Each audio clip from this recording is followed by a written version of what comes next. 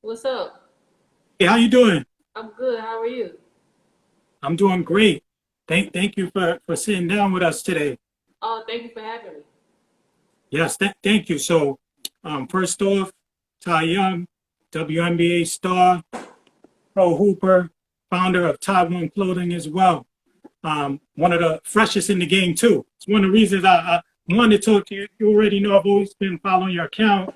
Um, I have mad love for your style, and the swag you bring to the game. Thank you. I appreciate it. So, first off, like, how's everything going on your side? How are you doing during this time? I'm cool.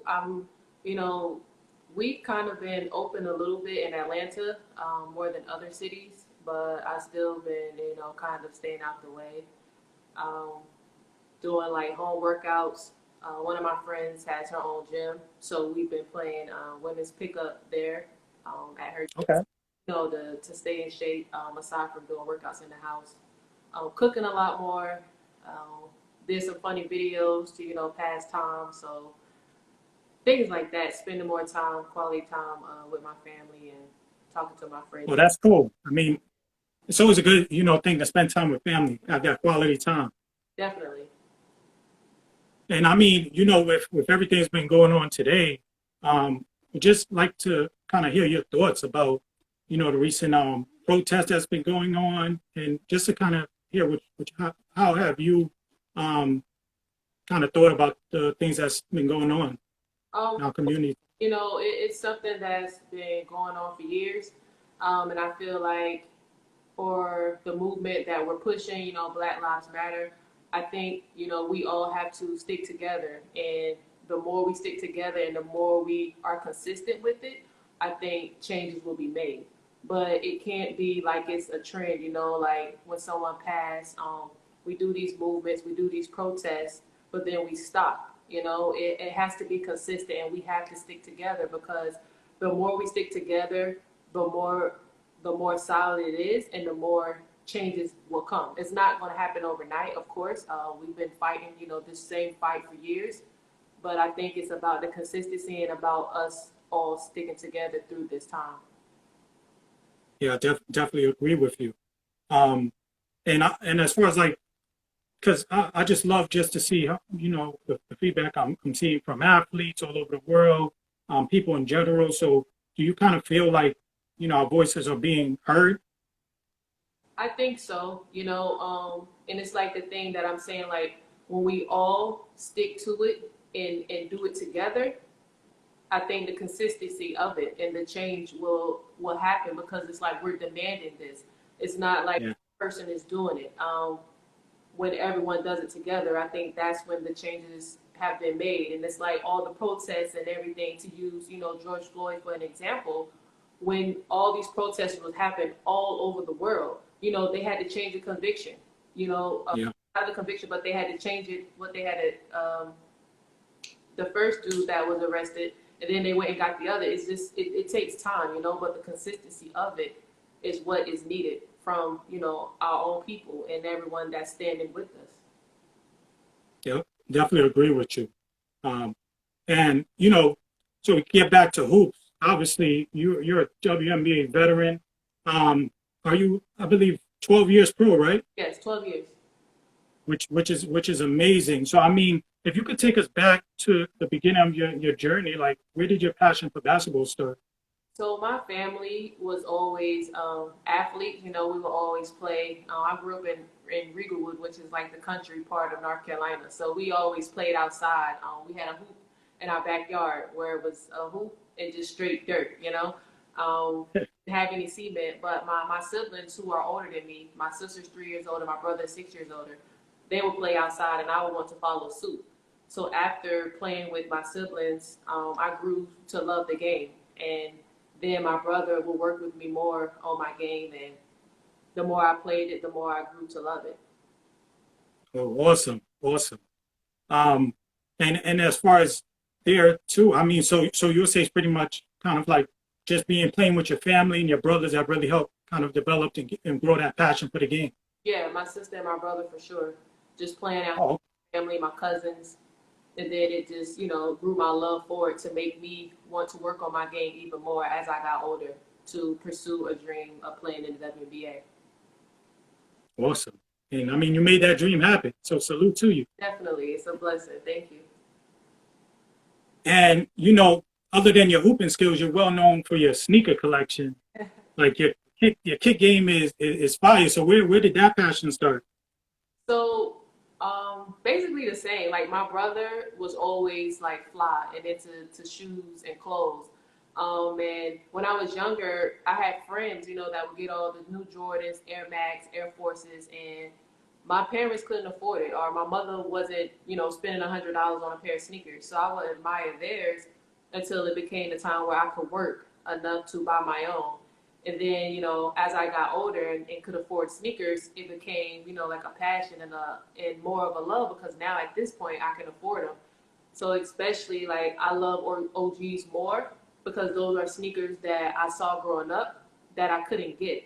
So now it's like I made it an effort and time like, okay, I need these. These were sneakers I remember when I was younger and I couldn't have. So I'm not like crazy on the hype beast shoes. There are Yeah. sneakers that are new or collabs that I do like, but I'm more of an OG lover. Okay. All right. And like how many sneakers do you think you have? If you could give me an estimate. Probably now, maybe like around 500. Um, Oh, I try to get rid of sneakers every summer, every winter. I'm not a hoarder, so the more I get, it's like, okay, I don't have room. And I kind of like to see my shoes. So when it gets to a point where I forget, what shoes I have, some of the, the OGs I have to keep. But if it's shoes that I haven't worn in years, then I get rid of them. mhm. Oh, if it's shoes you have no more to give, you get rid of? If it's not like some OGs or have a sentimental value, like reasoning to me for keeping them, then yeah, I get rid of them. Oh, okay. So And it's like, media, like everyone is like a sneakerhead nowadays, so they're coming out with so much new stuff. It's like, I don't want to just be buying shoes just to say I have it or just to keep them. So if I'm not going to really rock them, then I get rid of them. and what sneaker? Because obviously you have so many sneakers. You have like over 500 pairs. But what sneaker could you think of that brings back like the most memories for you? Um, the Taxi 12 was like one of my first pair of basketball sneakers that I got in '96, and Mm, the Fila Grant Hills, the old okay. the white with the blue and a little bit of red. That came out in '95, '96 as well. Those two are like two of my favorites of all time and two of my most memorable because they were like the Grant Hills were the first pair that my mother ever bought me, and the Taxi 12s my father bought, but they were my first pair of basketball shoes. Nice. And I guess like you would say kind of because you always have a nice fit to go with your sneakers. So your fashion inspiration you said come from your brothers? Well, when I was younger, it did, but now I like Chris Brown style, Rihanna, Pharrell, Kanye. So I kind of like, mix and match their styles and add my own little twist to it. Oh, okay. That's cool. So you'll say those are your fashion inspirations.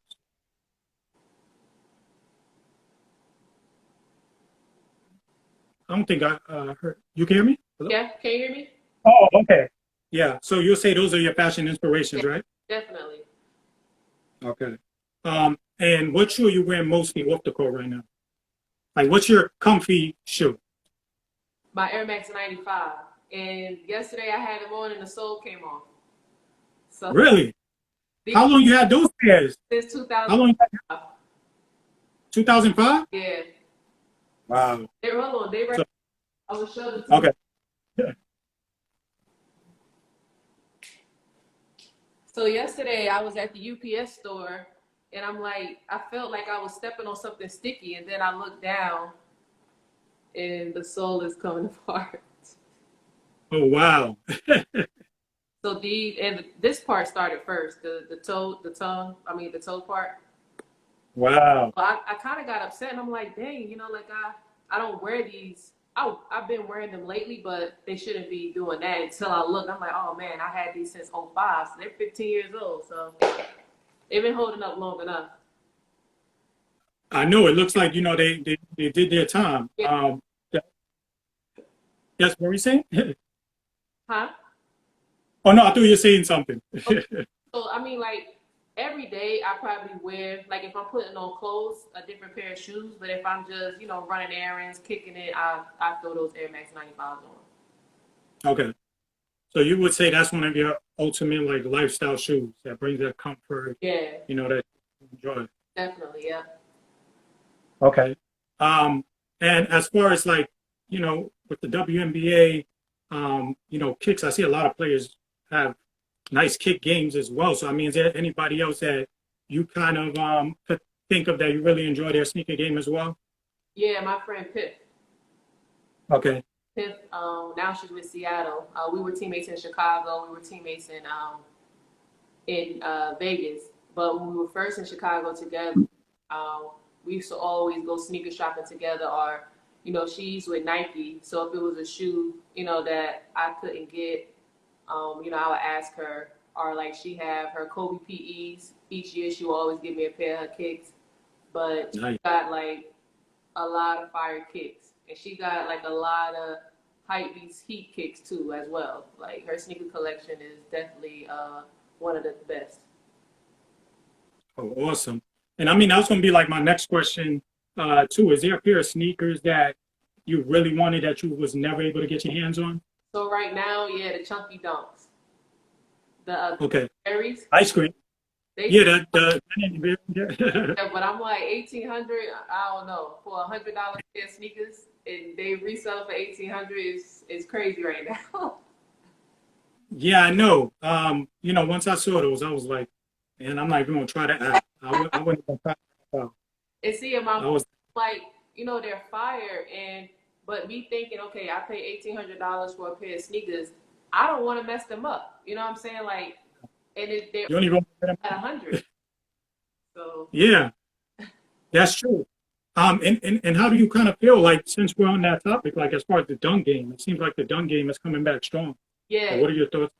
So for me, I've been, on it. Like I said, like a lot of shoes that I did miss out on or I got rid of, over time, and Yeah, I'm definitely making sure that I can get them. cool, awesome. Well, we already know you do a great job of getting the kicks you want. You will say so? Yeah, if it's something, that I really, really want, I end up getting it. Like these dunks, dunky dunks, I really want them. So I'm hesitant to pull that trigger, but I think eventually I probably will. You never know. I'm hoping you get them. Yeah, me too. Hopefully somebody's watching to look out. And so we know you have your own clothing brand as well, Taiwan Gear. So could you kind of talk to us about how did that start? Like, what made you want to have your own clothing brand? And I would say, was that always something you wanted to do? So it was something that one of my advisors when I was in college used to speak to me about. She always talked about my fashion and how I always, presented myself as far as like my clothes was, always well put together. And she was saying, I think one day you should have your own fashion line. But I never really, thought about it. Um, and when I was in Chicago, I wasn't like the star on the team, but I was a fan favorite. So Yeah, always, hit me like, where can I buy your jersey? Why they don't sell your jersey? And so that's when it started with, t-shirts with my logo. I was with this other company before who initially started it. I had a different logo at that time. And so then when I wanted to venture out on my own, I changed a little bit of my logo. And so I was telling, one of my close friends that I want to make t-shirts for my fans and, give them something that they can support me with. So that's how it initially started. And I saw the support that I got. And then I just, kept going with it, making hoodies, hats, socks, different styles. It first started with just, like a sportswear line, but then I wanted to make more pieces that was motivational and that you yeah. not only to work out, but like as a everyday T-shirt as well. Okay. Well, I mean, first off, that's awesome because from what I see like a lot of lifestyle apparel on there. primarily active wear, and then I also noticed some of the motivational T-shirts as well. So, so you feel like you'll be expanding more in that area, kind of like everyday wear? Because what I first saw, it's more of like an active wear. That's how it started, right? Yeah, definitely. Started as an active wear. You know, just with my customer base, I try to keep my prices, like everything on my site, under $100. So Yeah. it's a lot of, you know, lifestyle pieces that, with the quality wise, is not as cheap. So, you know, eventually I want to get to that, but it's kind of hard right now with the customer base I have. You know, they're used to certain prices. So it's like if I just, you know, start with something that's, you know, more upper scale, they're like, whoa, you know, this is expensive. So I want my things to be affordable for all types of people. So it's just about me finding the right manufacturer that can make the things that I, you know, have in my mindset to design at a decent price. Well, that's awesome because I love what you have going on right now. Also noticed like the shirt like and racism as well, Yeah, right? this one I have on today. Oh, okay. Yeah, It's awesome. thank you. That's awesome. And what would you say to aspiring somebody who's looking to have their own business? Like what advice would you give to them? I just would say for them to take their time. You know, this was something that I thought of years, but if it's something that you're passionate about, I would say pursue it. You know, a lot of people look and they're like, oh, you sell clothes, and they think it's easy, and it's really not. It's a lot that you have to learn. Like I stay up late nights researching a lot of the things that I've learned.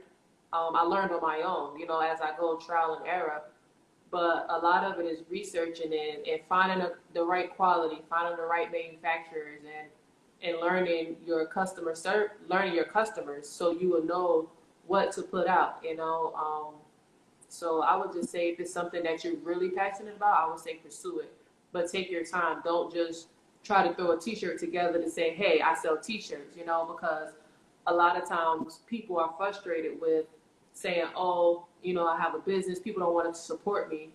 But if it's not the right quality and it's not what people like, then they're not going to support, you know? It's almost like with Nike or Adidas, they make a billion items, but it's certain items that people don't like, they're not going to buy. So Yeah, I just say, if you're passionate about it, pursue it, but just take your time. that's great advice to give. And as far as with your brand, like what does the future kind of look like now? Because I know we spoke about you expanding in different apparel categories, but like what else can fans expect in the future for the Taiwan brand? Um, more, I'm working on a few pieces now that's like more than just like these t-shirts. Now I could wear with some jeans, I could hoop in it, you know, it's active wear, whatever you want it to be. But now I am making some pieces that's more of a lifestyle piece. So it will be a little more than these normal t-shirts cost, but the quality and the style of it is different. So I am working on some of those pieces now. Oh, that's dope. So I mean, it just see like how passionate you are about your brand, and you really want to continue to develop your clothing brand. So that definitely sounds awesome.